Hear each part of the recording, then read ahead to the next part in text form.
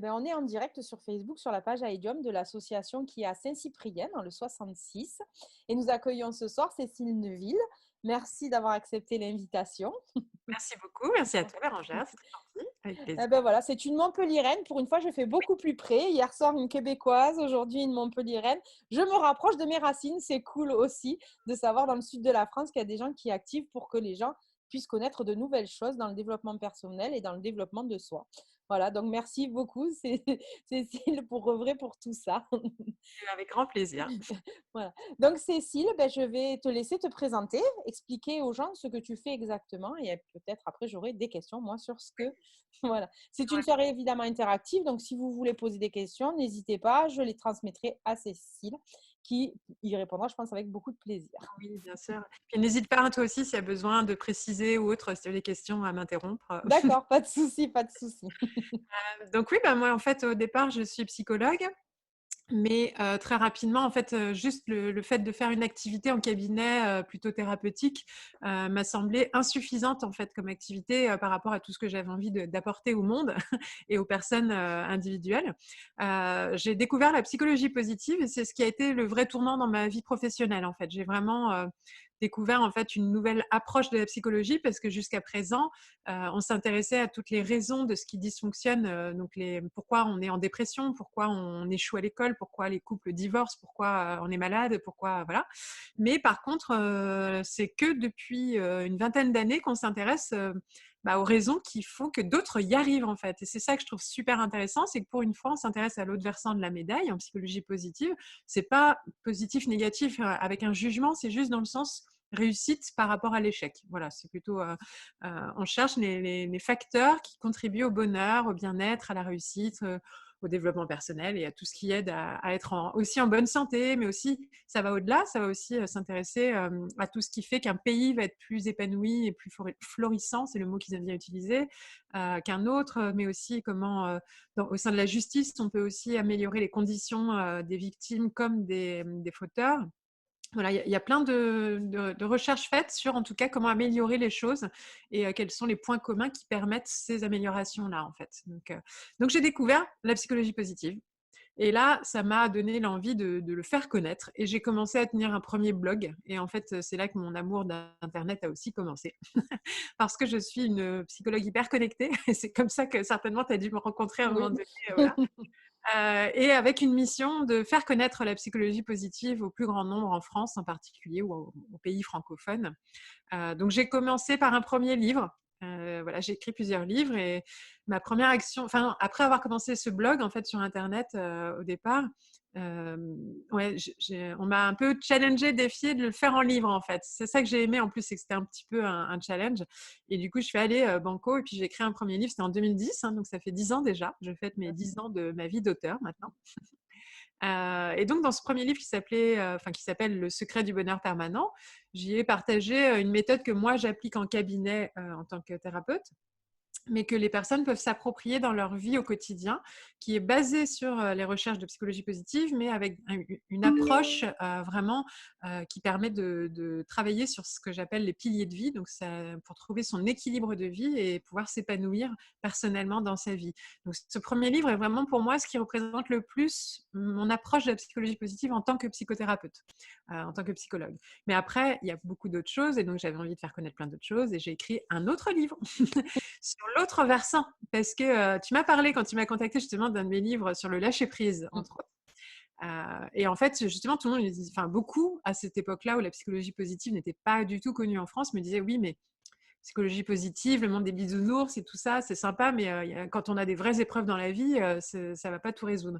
Et donc justement, il y a des recherches en psychologie positive qui s'intéressent à la notion de résilience, donc qui est cette capacité que l'être humain a de se relever des épreuves les plus difficiles de la vie, de faire face aux difficultés, aux aléas, mais aussi de vivre malgré un traumatisme ou malgré, par exemple, devenir tétraplégique. Il y a des études de fait sur les personnes tétraplégiques. Certaines arrivent à être heureuses alors que d'autres non. Donc, quels sont les points communs des personnes qui, malgré les traumatismes de vie, parviennent à s'épanouir?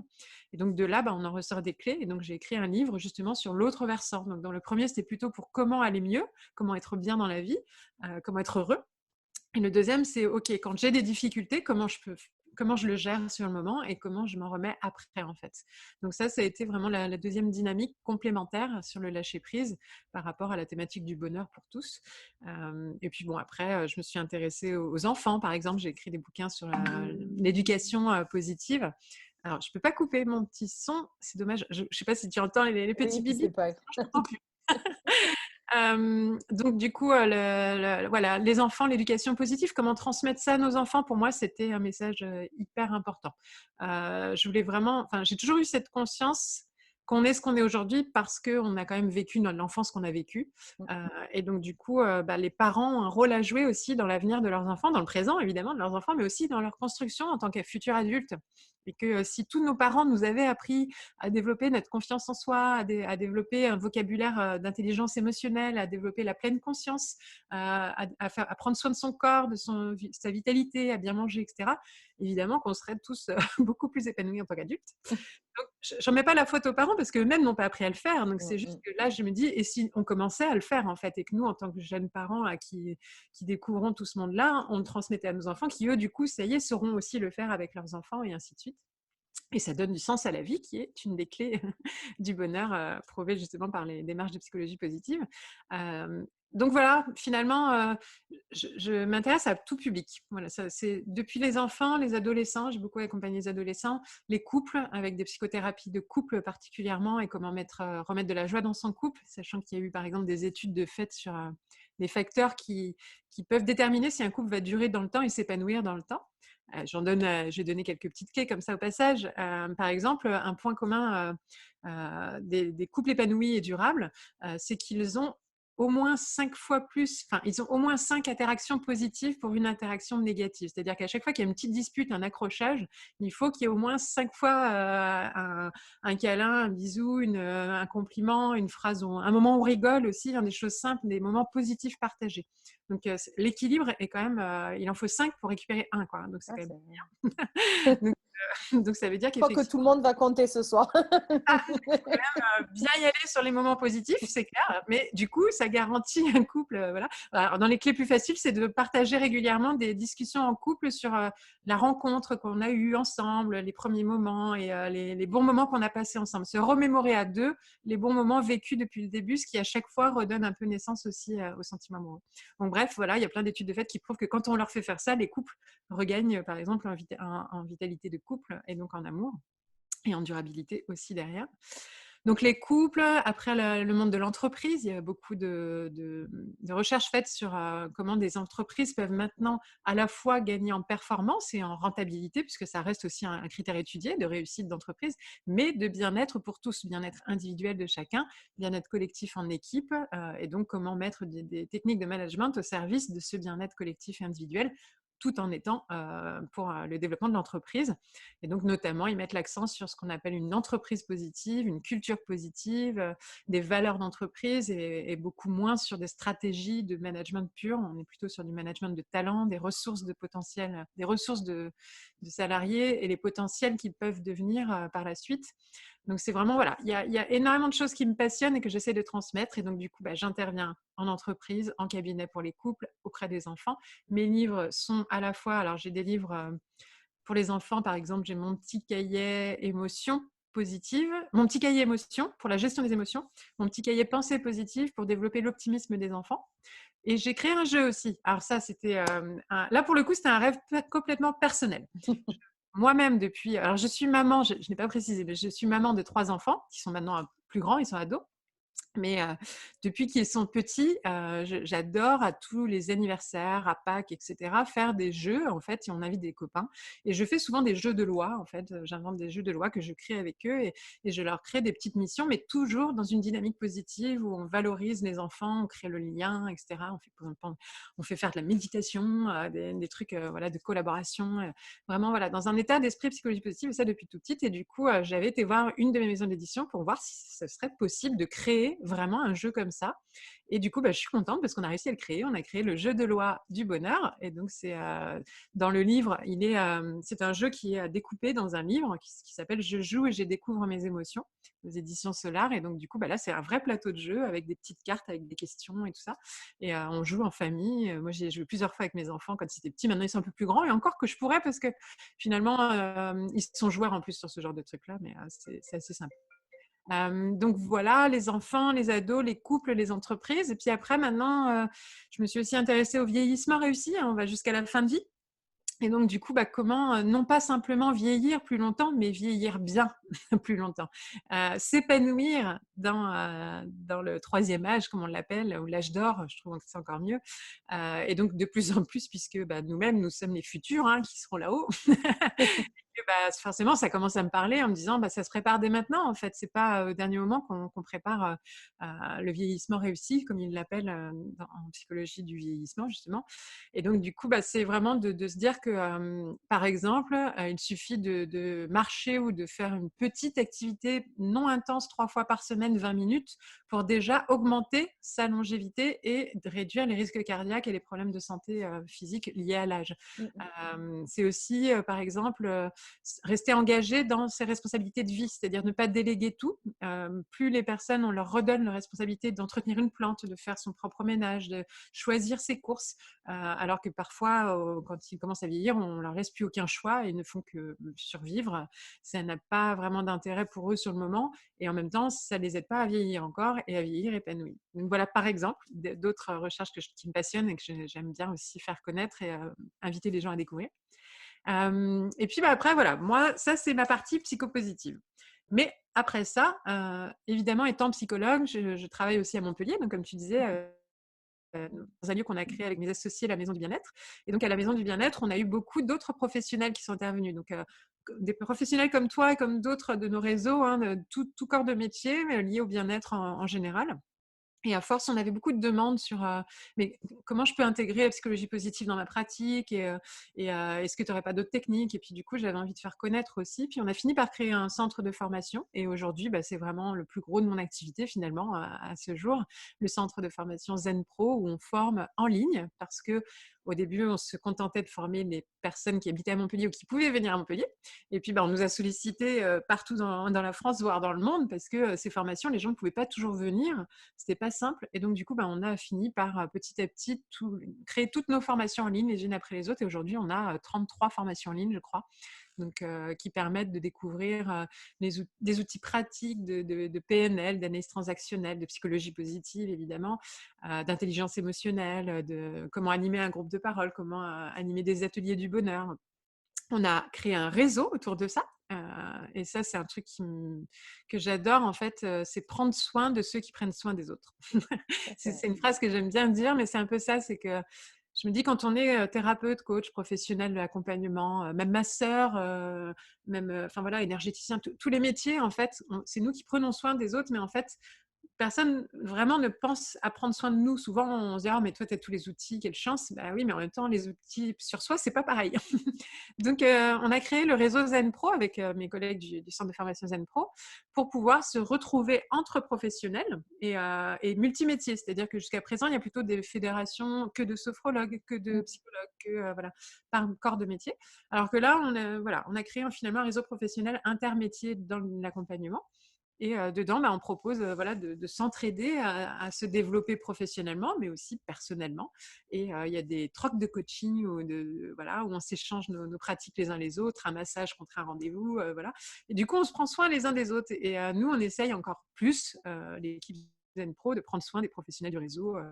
On anime des petits rendez-vous en ligne. Voilà. Et pour tester, par exemple, il y a chaque dernier vendredi du mois, on fait un live un peu comme toi là. De 9h à 10h, le dernier vendredi du mois. On appelle ça les Morning Live Zen Pro. Et du coup, l'idée, c'est d'apporter de l'énergie positive, plutôt effectivement pour les professionnels de l'accompagnement et du bien-être. Mais là, à chaque fois, il y a un thème. Donc là, on va parler des groupes de parole. Par exemple, le prochain, c'est ce vendredi, d'ailleurs, c'est le vendredi 2 octobre. Et donc voilà, on essaye de diffuser tout ce qu'on peut aux professionnels qui accompagnent les autres. Puis après, moi, pour le grand public, à titre plus personnel et par passion, j'ai créé 2 blogs parce que j'en faisais pas encore assez. Un peu hyperactive, j'adore, voilà, je me définis souvent comme une rêveuse entrepreneuse. J'ai plein de rêves et j'essaye de les entreprendre les uns après les autres. Il y en a, ça marche, il y en a, ça marche pas, mais en tout cas, au fur et à mesure, ça finit par en faire beaucoup.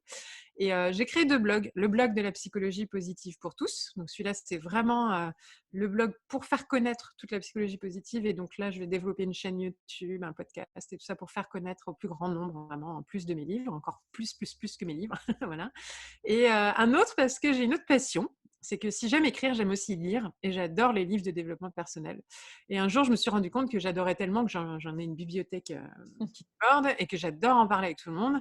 Et je me suis dit, bah, et si tu crées aussi un blog là-dessus, en fait, parce que finalement, il n'y en a pas. Donc, et il y a plein de choses à faire découvrir. Les nouveaux romans, il y en a qui sortent toutes les semaines et les gens ne les connaissent pas et les auteurs ne savent pas encore se faire connaître. Du coup, je me suis dit, bah, tiens, je vais faire un blog sur les livres de développement personnel et je l'ai appelé deslivrespourévoluer.com. Et du coup, bah, sur ce blog, j'essaye aussi de faire connaître les auteurs, les livres, les romans, les cahiers d'exercices, les guides pratiques, les biographies inspirantes, voilà, tous les livres qui aident à s'épanouir. Évidemment, toute la collection de livres de la psychologie positive, forcément, parce que et voilà, donc ça, c'est plutôt pour le grand public. Donc là, c'est vraiment pour monsieur et madame tout le monde qui veut découvrir le développement personnel ou qui est déjà dedans et qui veut l'entretenir régulièrement, découvrir toujours des nouvelles approches, techniques, métiers, etc. Donc ça reste de l'ordre, on va dire, de la passion pour moi. J'ai pas pour le moment, en tout cas, j'ai pas de programme à vendre ou autre. C'est vraiment du loisir. C'est voilà, en plus de mes activités. Même si je pense développer peut-être des programmes parce qu'on me demande des fois des petits programmes pour le grand public, parce que nous, c'est vrai qu'on propose plutôt des formations pour les professionnels, mais pas tant que ça pour le grand public. Donc, du coup, je vais peut-être développer un jour voilà, des programmes. Et voilà, globalement, ça résume déjà pas mal. Je ne sais pas si tu veux des précisions sur un point, sur un autre. N'hésite Oui, le centre, il s'appelle comment? Du coup, vous faites vos formations si les gens vous cherchent? C'est que pas. sur Internet, c'est Facebook aussi? C'est Ouais, par quel alors biais qu'on… ZENPRO, on peut le trouver sur Internet partout parce qu'on est sur tous les réseaux sociaux, que ce soit Facebook, Instagram, YouTube, partout, LinkedIn et tout ça. Et il y a un site évidemment. Et le réseau ZenPro, on peut le trouver à partir du site du centre de formation ZenPro. Donc tout est regroupé sur le même site. Et moi, d'ici peu, parce que je suis en train de finir, ça va sortir sûrement la semaine prochaine, j'aurai la page cécileneville.com et il y aura les liens de tout ce que j'ai dit. D'accord. C'est-à-dire qu'on trouvera les liens vers mes blogs, les liens vers mon site de psychologue, les liens vers ZenPro, vers le réseau, mais aussi les liens vers les médias, parce que j'ai aussi le plaisir de contribuer aussi à faire connaître tout ça sur des grands médias, des radios. Là, cet après-midi, juste là, j'étais sur RTL à l'émission de Flavie Flamand et j'aime bien justement parce que ça touche encore un autre public qui n'est pas forcément sur Internet directement et qui peut être intéressé malgré tout justement par tous ces sujets-là. Donc, j'interviens, je sais pas, tous les 2-3 mois et ça me permet d'avoir encore un autre impact. J'ai fait quelques télés, voilà, aussi. Voilà. Là, c'est plus rare, mais quand ça arrive, c'est vrai que ça touche encore plus de monde. Donc, moi, j'aime bien. Voilà, je me dis, plus ça rayonne, mieux c'est. Et plus ça fait connaître la psychologie positive et les livres de développement personnel, parce que c'est mes deux chevaux de bataille maintenant.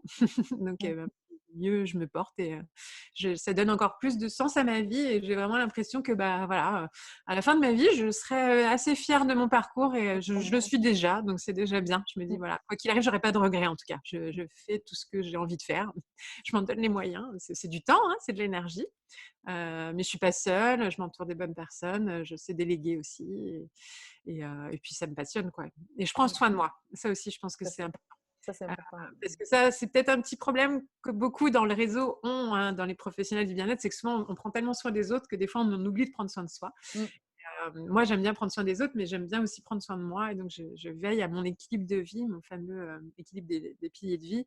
Et j'entretiens, voilà, je fais du sport, je mange bien et je m'occupe bien de ma petite famille, de mon couple, de mes amis. Voilà, donc je prends vraiment… Et puis de moi, je m'offre des spas régulièrement, des massages. Voilà, j'aime… Pour moi, c'est important. Je lis, je prends le temps de lire, comme je disais, et je pense que ça contribue au fait que moi, je me sente épanouie. Et donc, ça me rend encore plus efficace pour après le transmettre aux autres derrière et aider les autres par moi-même. Voilà.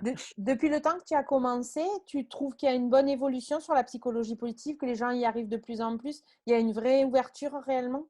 Oui, alors oui, parce que moi, il y a 10 ans, quand je l'ai découvert, c'était vraiment, il y avait 2 pages en français. Donc, c'est-à-dire vraiment, quand je cherchais, il y avait 2 pages, hein, c'était même pas des sites, c'était des pages où on évoquait la psychologie positive dans un article d'un site. Et du coup, bah, moi, j'ai tout été chercher dans les sites anglais pour le traduire en français. Mais à l'heure d'aujourd'hui, quand on tape psychologie positive, bon, il y en a beaucoup maintenant. Ouais. Il y a un peu de tout et n'importe quoi. Des fois, les gens se mélangent avec tout ce qui fait un peu bonheur, voilà. Mais la psychologie positive en elle-même s'est beaucoup développée, notamment en France, en 2012, grâce à Florence Servan-Schreiber, avec les 3 kiffs par jour, qui a vraiment fait connaître bah, au grand public, parce qu'elle-même était connue, ayant le même nom. Voilà, Servan-Schreiber, c'était un médecin assez connu dans les milieux de développement personnel et tout ça, un psychiatre. Et donc, c'était sa cousine. Elle avait un grand réseau, une belle médiatisation. Donc, ça a permis de faire connaître la psychologie positive. Et après, il y a Christophe André aussi qui s'y intéressait. Alors qu'au départ, il n'était pas trop dans ce créneau-là. Il a découvert, ça l'a intéressé. Lui aussi, étant très connu, a permis de faire connaître et de rendre crédible. Parce qu'au début, il y avait toujours un petit peu la réticence vis-à-vis de la psychologie positive. Et comme là, c'était une personne connue et un psychiatre, voilà, qui en parlait, d'un seul coup, ça devenait crédible. Et petit à petit, il y a eu quelques émissions télé. Et surtout, aujourd'hui, maintenant, il y a carrément un magazine qui s'appelle Psychologie positive. Donc, c'est que ça y est, ça commence à rentrer dans les mœurs. Et puis surtout, bah, moi, je sens, à mon niveau, je sens une énorme différence sur la vision, en fait, de la perception de la psychologie positive. Au début, on me parlait de secte quand même, hein. Il y a 10 ans, on m'a demandé si j'animais une secte plusieurs fois, hein, très sérieusement, vraiment pas pour rigoler. On me disait non, mais c'est quoi ce truc? Non, moi, je me méfie parce que en fait, j'ai rien à vendre. Il n'y a pas de truc de sexualité, il n'y a pas d'argent, donc je vois pas en quoi c'est une secte. On essaie de vous donner des clés pour être plus heureux, quoi. Et puis, il a fallu justement que j'argumente, que je développe, que j'approfondisse pour prouver, moi, à mon niveau. Alors qu'aujourd'hui, à aucun moment, on me demande de justifier, en fait. On me demande souvent de préciser, parce que c'est pas encore clair ce que c'est. Donc ça, j'ai appris maintenant à bien montrer des exemples et à être précise sur toutes les thématiques possibles. Et bien comprendre que c'est une science à la base, hein, que c'est des recherches scientifiques et avec des applications derrière validées par la recherche, mais que le but, c'est vraiment l'épanouissement individuel collectif pour un monde meilleur, en fait, si je devais résumer. Et aujourd'hui, on me prend au sérieux. Enfin, ouais, j'entends quand je parle de ça que c'est crédible, qu'on ne me demande pas de prouver plus que ça. Alors que des preuves, il y en a plein. Maintenant, j'en ai, j'en ai plein. Mais ouais, non, il y a une vraie évolution et je pense qu'il y a une envie aussi. Il y a un intérêt, mais une envie. Le grand public en particulier a vraiment envie et très demandeur. Et même dans les universités, parce que j'interviens aussi donc à l'Université de Montpellier, entre autres, justement. J'interviens à la fois pour faire des cours, des conférences, et je suis membre de jury pour le titre de psychologue à l'Université Montpellier 3. Et du coup, au départ, quand je le faisais déjà il y a 7 ans, un truc comme ça, quand mes stagiaires venaient parler de psychologie positive, les profs disaient non mais attendez, soyons sérieux, c'est pas un stage, là on parle de psycho, quoi. Et du coup, au début, vraiment, on était obligé de ne pas en parler dans les rapports de stage, de ne pas en parler dans les voilà. Donc, il fallait changer le mot, parler des émotions, mais surtout pas utiliser ce terme-là. Alors qu'aujourd'hui, il y a carrément un cours. Enfin, j'ai animé moi encore il y a quoi 3 semaines une conférence sur la psychologie positive aux étudiants en master 2 de psycho cognitive, par exemple.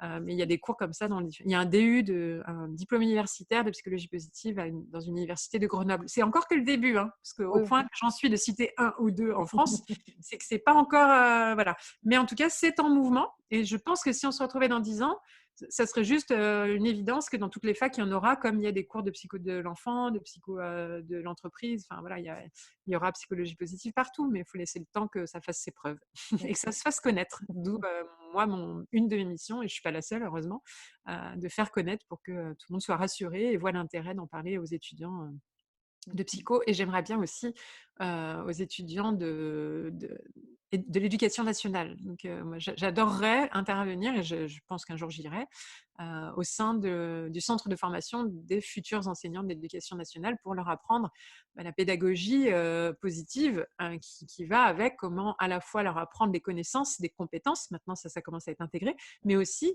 du bien-être, en fait, des compétences psychosociales et pas que des compétences intellectuelles ou physiques. Donc ça aussi, ça fait partie de mes ambitions à venir, parce que je n'ai pas encore fini à faire tout ce que j'ai envie de faire. Justement, ça rebondit sur la question que j'ai en tête, c'est que est-ce que tu penses que dans les écoles, ça va arriver? Certaines écoles déjà sont ouvertes à ça? Ou pareil, je pense qu'il va falloir le temps, mais est-ce qu'il y a déjà des écoles qui sont ouvertes? Oui. Voilà. Alors, en fait, il a fallu passer par un extrême pour en arriver là, mais il y a eu, l'aide des écoles alternatives. Ouais.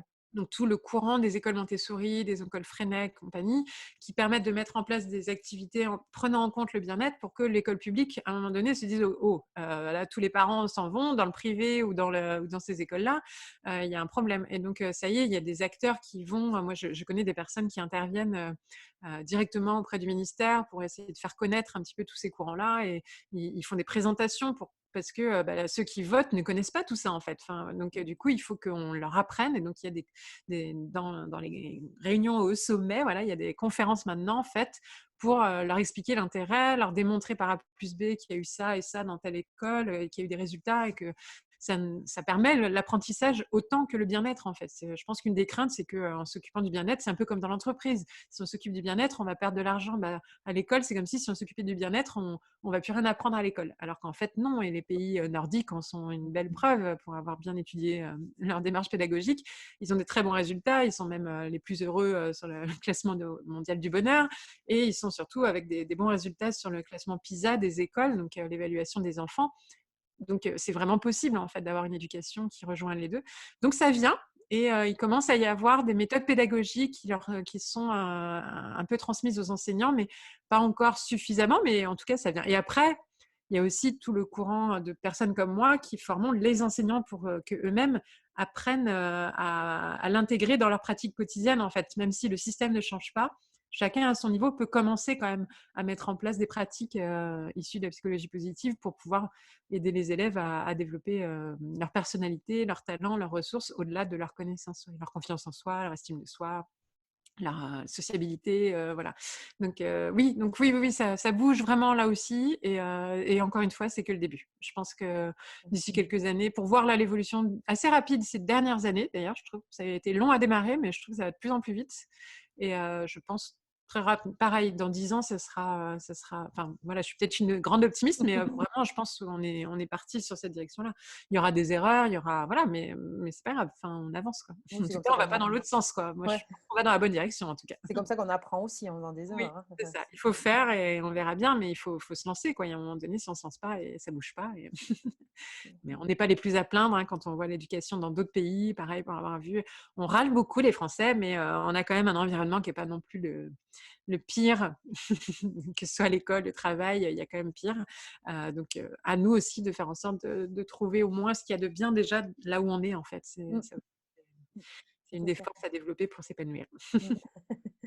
Donc du coup, toi, tes prochaines sorties, c'est ton site internet, si j'ai bien compris, et les blogs que tu vas tenir? Alors, ouais, alors mon prochain grand bébé, en fait, c'est un livre que je suis en train de finir qui s'appelle Ma Bible de la psychologie positive. Donc là, c'est un pavé, gros comme ça, où je résume tout. Et donc, du coup, il est terminé. Je suis en train de faire la bibliographie pour tout te dire. Donc, il y a 400 pages à peu près de livres, d'un grand livre comme ça. Et avec plus de 80 exercices, avec plein de contenus, toutes les recherches et tout ça. Donc, ça, c'est vraiment ma prochaine sortie, ma Bible de la psychologie positive. Il est déjà, je crois, commandable, je ne sais pas comment on dit, C'est commandable, ouais.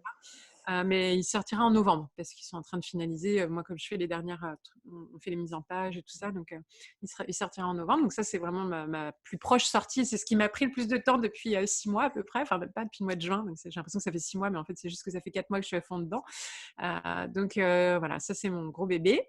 Et puis après, je reprends ce que j'avais commencé juste avant ce livre, mes 2 blogs. Donc le blog sur la psychologie positive, le blog des livres pour évoluer, pour pouvoir développer justement des chaînes YouTube, des podcasts. J'ai envie de m'amuser un petit peu aussi avec tous ces médias parce que je suis un peu une grande joueuse et une grande amatrice de tous ces outils-là. J'aime beaucoup et tu vois, j'aime bien moi, parler comme ça en ligne. Il y en a, ils trouvent ça impersonnel. Moi, je trouve que c'est complètement moi, je me sens reliée à toi là en ce moment, tu vois, alors qu'en fait, on n'habite pas au même endroit et j'aime bien ça. Si je voyais des personnes dans le chat, c'est ce qui arrive, voilà, je suis complètement reliée aussi avec tout le monde et j'aime bien ces interactions voilà, avec la communauté virtuelle et on crée vraiment des liens très, très Mmh. forts derrière parce que moi, j'ai des personnes que je connais depuis des années et des années et on a fini par se croiser ici ou là et on se suit tout le temps et donc je trouve ça génial. Donc j'ai vraiment envie au travers de ces 2 blogs de créer 2 communautés qui vont se relier forcément parce que je pense qu'il y a du lien Donc, ouais, c'est une de mes ambitions. Et avec Zen Pro, c'est développer le réseau Zen Pro de plus en plus avec plein de projets. On a écrit, par exemple, ensemble, que je suis en train de finaliser, un livre collaboratif à 40 mains. Non, même pas à 80 mains, puisqu'on était 40 personnes. Ouais. Donc, 40 professionnels qui ont contribué à un livre qu'on est en train de finaliser. Les textes sont faits, on est en train de le mettre en page, qui devrait sortir avant la fin d'année. Donc voilà, c'est créer des projets comme ça à plusieurs, développer le réseau des ateliers du bonheur pour diffuser des ateliers du bonheur partout en France et dans le monde, francophone en tout cas. Et voilà, plein d'autres envies d'écriture de livres à venir, mais chaque chose en son temps. Là, j'en ai déjà 14, quelque chose comme ça. Et je pense que j'en ai encore autant au moins dans ma tête qui sont prêts à être écrits. Mais ah, puis j'accompagne des auteurs aussi. Et là, ça, c'est ce que je fais en ce moment. En fait, j'en ai même pas parlé, mais j'ai commencé en septembre et pour 1 an, j'accompagne des auteurs sur 1 an depuis j'ai envie d'écrire un livre jusqu'à je le publie. Et j'adore ça aussi, aider des personnes à réaliser leurs rêves. Plutôt des livres, évidemment, dans le lien du développement personnel, mais avec mon expérience aussi bien des maisons d'édition, même l'auto-édition, etc. Et puis l'écriture, les relectures, le marketing aussi, parce que je travaille aussi pas mal sur tout ce qui est marketing, donc comment mettre en valeur un livre et le texte pour qu'il soit attractif, mais accrocheur, qui donne envie à la fois de le finir, de continuer de finir, mais aussi d'en parler derrière, parce qu'il nous a marqué et qu'il impacte la vie des gens aussi, comment être impactant. Donc ça, voilà. Donc là, en ce moment, j'ai un groupe que j'accompagne. J'adore ça. Là aussi, c'est quelque chose qui... ça m'était pas venu encore jusqu'à présent. Et là, cet été, j'ai eu l'envie de lancer ça. Et j'ai un bon petit groupe là. Et c'est génial. Je prends énormément de plaisir. J'adore écrire, mais alors, du coup, je me rends compte que j'adore aider les autres à écrire aussi. J'ai l'impression d'écrire une vingtaine de livres à la fois là, en ce moment, en fait. Parce que je réfléchis à tous les autres livres, en fait. Donc, mais c'est la partie que je préfère parce que quelque part, c'est la partie la plus créative. Et moi, j'ai pas à écrire après. J'ai le meilleur. Et non, j'ai du boulot quand même parce qu'il y a quand même une supervision derrière et puis une redirection pour quand c'est pas facile. Il y a beaucoup de gestion émotionnelle parce que voilà, ça secoue beaucoup d'écrire un livre pour ceux qui ont déjà envisagé. Il y en a beaucoup qui en ont un début dans un tiroir. Hein. Ça va parler à plein de monde en général et qui n'ont pas osé parce que des blocages, tout ça. Donc voilà, on travaille aussi beaucoup sur la partie blocage autour de du lancement, mais aussi jusqu'à l'aboutissement d'un livre. Parce que des fois, le blocage, il est, ça y est, c'est écrit, mais j'arrive pas à aller plus loin. Ah Il y oui. a des peurs, il y a plein de... Donc voilà, ça j'aime bien. Accompagner les auteurs aussi, c'est une nouveauté dans mon, dans mon parcours depuis tout récemment. C'est chouette, c'est chouette. T'es très active, hein, ça c'est Oui, vrai que... voilà, c'est ce que je disais. Mais c'est possible parce que j'ai une organisation et comme je disais, parce que je prends soin de ma vie. J'ai de l'énergie, parce que je dors bien, parce que je fais du sport 4-5 fois par semaine, parce que je mange équilibré, que voilà, je prends soin de mon énergie et je pense qu'on ne peut pas en faire autant si on ne fait pas cet effort-là de prendre soin de soi. Donc, et c'est pas du temps perdu. Beaucoup pensent que c'est du temps perdu de prendre soin de soi. Moi, je pense que c'est grâce à ça que je gagne du temps et que je suis efficace dans le reste de mes activités professionnelles. Donc, voilà. Cécile, pour conclure, qu'est-ce que tu aurais envie de dire aux gens, du coup? Alors, j'ai envie de dire aux gens que tout le monde, et j'aime bien faire ces phrases-là, vous êtes tous des personnes merveilleuses parce que pour moi, tout le monde est une belle personne en fait. Donc déjà, moi, je suis convaincue que toutes les personnes qui nous regardent, vous êtes une belle personne au fond de vous, quoi qu'il arrive, que vous arriviez encore ou non à l'exprimer. Certaines y arrivent déjà et je vous dis un grand bravo et continuez. D'autres en sont encore à se cacher ou se camoufler. Ouvrez-vous, libérez-vous, osez. Tout le monde a sa place dans ce monde et on a chacun quelque chose à apporter. Et après, c'est de trouver les moyens, encore plus de trouver sa place et son utilité, comme je parlais de sens dans la vie. Si j'avais une question à poser, c'est comment vous pouvez prendre soin de vous tout en contribuant à un monde meilleur et comment vous pouvez faire quelque chose pour contribuer à un monde meilleur. Quelle serait l'action que vous aimeriez avoir fait au moins une fois dans votre vie ou régulièrement dans votre vie qui vous dirait ok, ma vie, elle valait le coup d'être vécue parce que j'ai fait ça. J'ai pris du plaisir donc, dans ma vie, mais en plus, j'ai apporté quelque chose au monde. Et en faisant ça, ça nous donne les meilleurs moyens de vivre heureux maintenant, mais durablement aussi et jusqu'à la fin. Le plus tard possible et en pleine santé. C'est ça. Découvrez la psychologie positive. Oui. Le développement personnel. Voilà. C'est clair. Ben, merci beaucoup. C'était très intéressant. Ouais, J'espère que ça amènera beaucoup de monde sur Zen Pro et puis sur tes blogs aussi, parce que je avec pense grand que, plaisir. en effet, sur les livres, il y a beaucoup de gens qui sont perdus parce que voilà, il y a beaucoup de choses qui sont écrites et c'est vrai que des fois, d'avoir un fil conducteur, ça aide, hein. Ça, tout à Donc, fait. De savoir par où commencer. J'ai créé un test sur le blog deslivrespourévoluer.com. Quel est le livre de développement personnel dont vous avez besoin, vous, actuellement? Et donc, il y a tout un cheminement avec des questions sur les fameux piliers de vie pour voir quels sont les piliers forts, les piliers plus fragiles et ceux qu'on veut travailler. Et si j'ai envie de travailler sur tel pilier, la vie amoureuse, par exemple, ça va m'amener sur des problématiques dans la vie amoureuse et des livres en lien avec cette problématique. c'est Donc, le génial. test est déjà en ligne. Il est accessible sur le blog. C'est génial. Merci beaucoup, Cécile. Plaisir. Merci à toi. De rien. Peut-être à très bientôt. Si je Avec viens à Montpellier, je viendrai voir avec grand votre centre. Merci à tout le monde d'avoir regardé. Bonne soirée, puis à très bientôt. Au Merci. revoir.